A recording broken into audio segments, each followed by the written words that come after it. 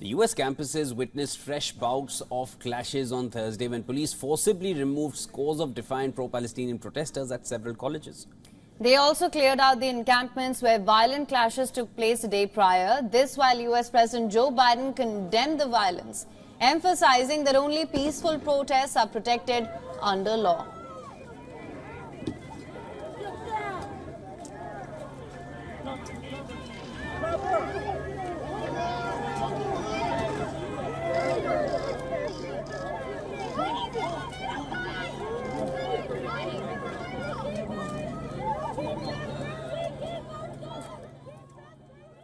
Violent protest is not protected. Peaceful protest is.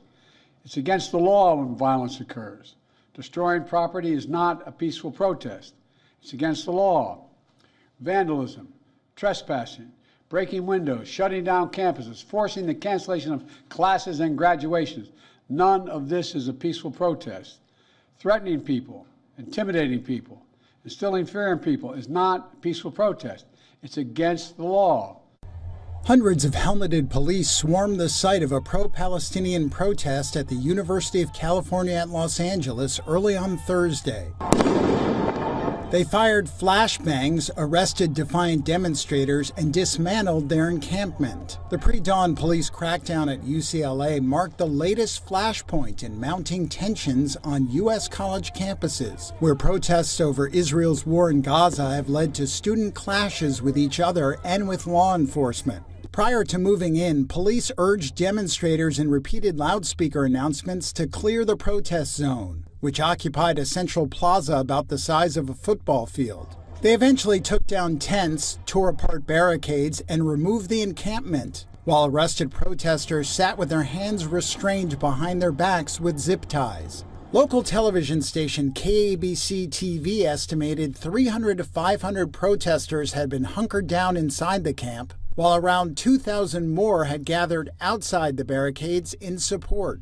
Police said no one was hurt in this latest incident. That was little consolation to Taylor Gee, a 30-year-old pro-Palestinian protester and UCLA law student, who said he felt police should have done more the night before to aid demonstrators when they were attacked by supporters of Israel. For them to come out the next night to remove us from the encampment after they felt absolutely no obligation or duty to protect the first night, it doesn't make any sense, but it also makes all the sense in the world.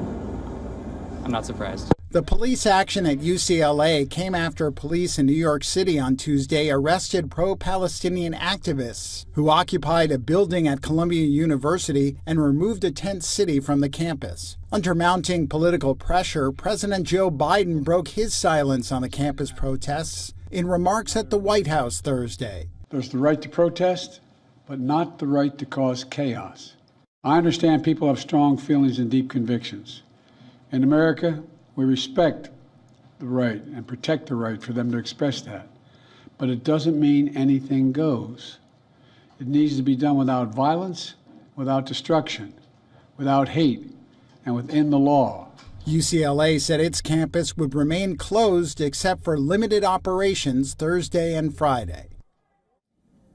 Now for more on this, our correspondent Susan Tehrani has sent us this report on the comments that were made by New York Mayor Eric Adams in relation to the recent arrest made at the Columbia University protests.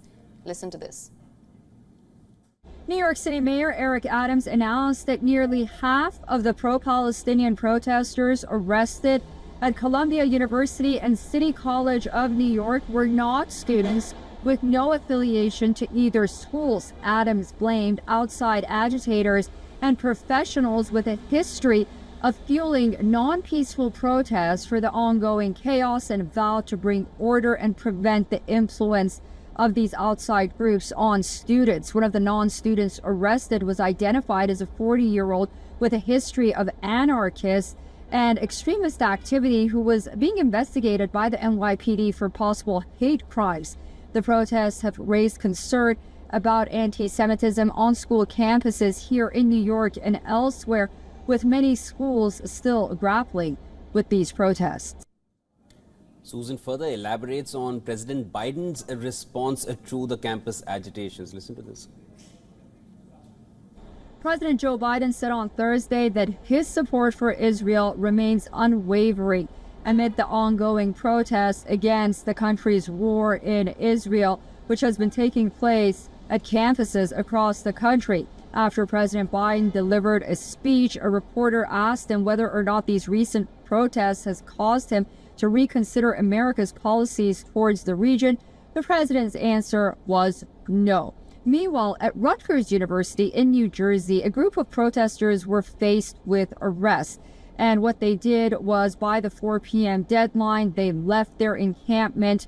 They did say that they also left because the university had said that they will consider some of these protesters' demands, although not to divest from Israel, but other demands like giving scholarships to some Palestinian students.